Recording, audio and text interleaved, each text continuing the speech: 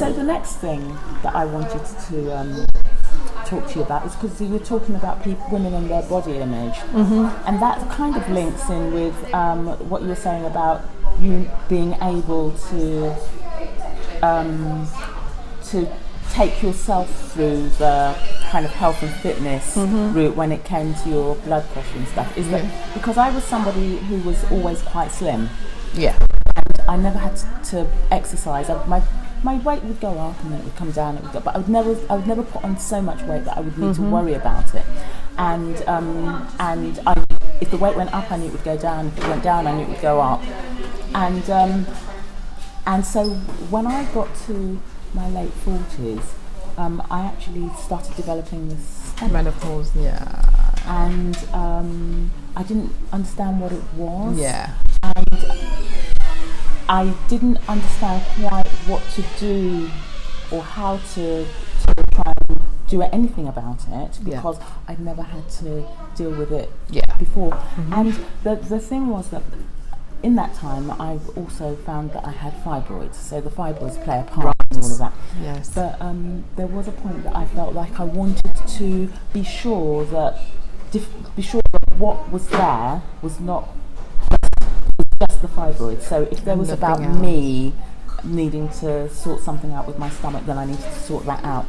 But one of the things, and you were saying about mindset, one of the things that kind of disturbed it was I didn't realise how much of my identity was bound in how my body looked. I always thought I didn't really care about how I looked, and I didn't realise how much of my identity was bound in the fact that I was in my 40s and I had a flat stomach, and my friends who had kids and all that, and then suddenly I had this stomach, which actually somebody else looks at it, they're probably like, what are you on about?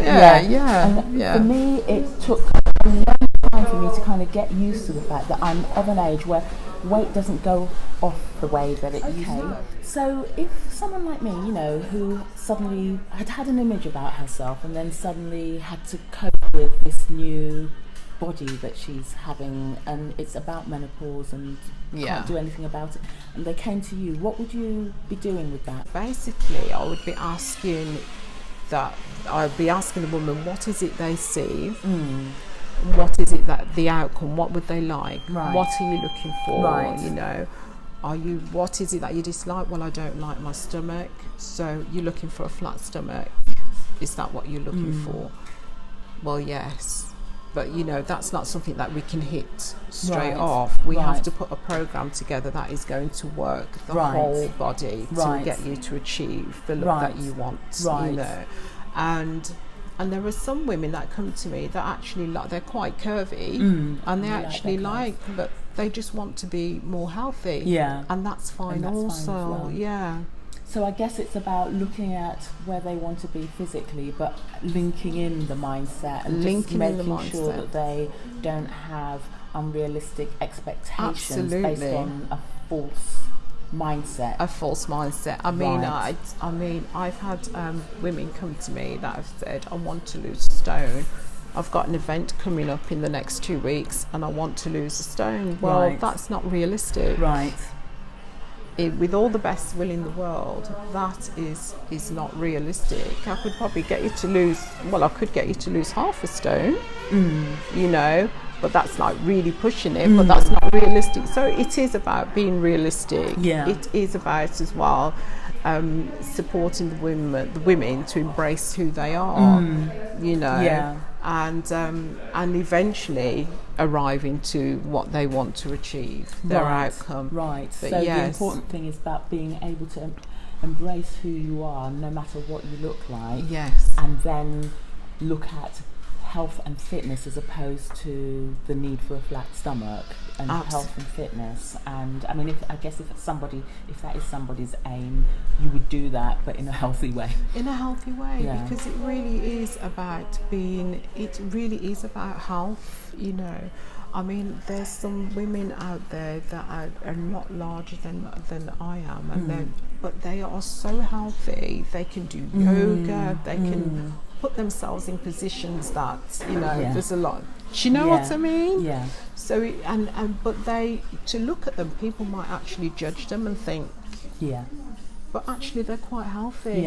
they really are quite healthy, you know. So it is about and there's questionnaires that I give to the ladies for them to complete before they start any program with me, and basically that will tell me what they're looking for, where they're at. Is it long term, is it short term? But once they start the ball rolling, it says it takes 21 days for a habit to become. And by 21 days, they are well and truly into it, and they want to, you know, they want to continue because they start seeing the results and they start feeling the results. So, you know, the issue around body image is particularly pertinent for people who are going through the menopause. There's a whole load of hormonal stuff going on, and it might be quite a confusing time for someone. Do you come across people like that? I certainly do. Yes, I do. There are so many women that are going through the menopause, and it's a transition in life that we can't avoid. We have to face it, you know.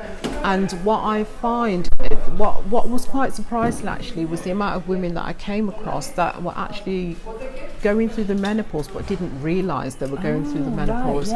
So it's only during times of consultation and speaking to these ladies, and they're telling me how they're feeling and some of the symptoms, and I've actually sat there and thought, that actually sounds like you're going through the menopause. I'm somebody that's menopausal at the moment. I'm actually going through it at the moment. But due to my doing my exercise and my fitness, I don't suffer a majority of the symptoms now.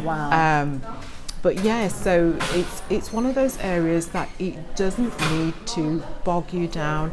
You can approach your menopause with a good attitude and in good health, with the right support, and that's one of the areas that I truly focus on with a lot of the women that are going through this midlife stage at the moment. This journey, I call it menopausal lane. That we're walking down. We're walking down menopausal lane. But I'll hold your hand all the way. I like that. Menopausal lane. Yes. But yes, with the good attitude and good health, and no, it's not nice. I appreciate that it's not nice, and some of those hot flushes that we suffer, they honestly, I mean, the bed sheets are soaking wet, and your eyebrows are migrating to your chin. I know. All of these. Been there. But no. I have. I have. But yes, so but it doesn't need to be a negative thing, Tyro. It really doesn't. And with the right support, you can journey your menopause in good health, and I'm proof of that. And it links in with diet as well. Absolutely. You know, eating the right foods. I'm not going to say, I mean, I kind of do clean eating, so I stay away from a lot of the greasy, stodgy kind of stuff. But I still do eat them. Because I think it's important to have that. You know, it's really important to have that. And also things like alcohol can actually make it worse as well. But in moderation, that's fine also. You know, like so anything, I guess. Absolutely.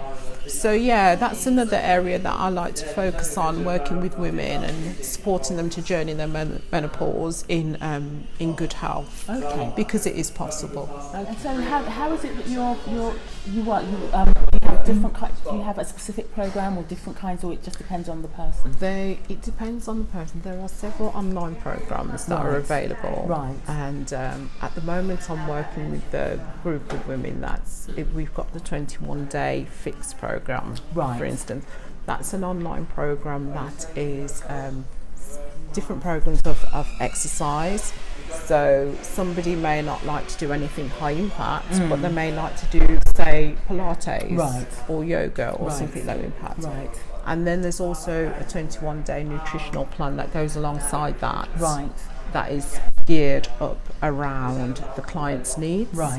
So that's one of the options as an example that we do. So with that example, how much input would you have in there?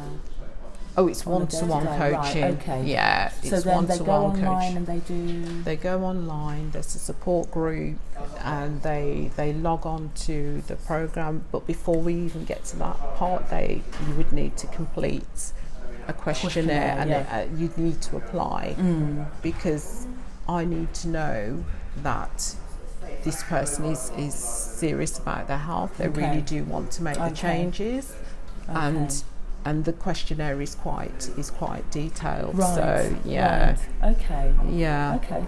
Sounds good. Yeah. Sounds good. So if somebody wanted to get in touch with you and work with you, how would they do that? They can contact me on Bitly. Bitly. It's bit.ly/Jax21 days. Yeah, you're welcome. You've been watching The New 50. I hope you enjoyed this video, and if you did, then please do like it and share it with your friends.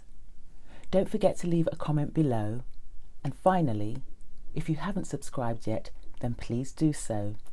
I'll see you again soon.